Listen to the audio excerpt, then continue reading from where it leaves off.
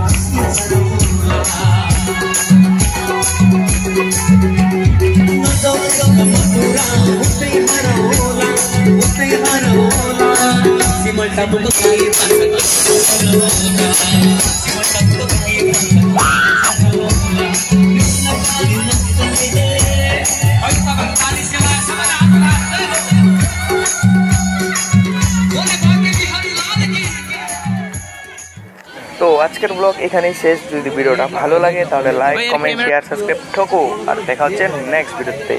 Tata.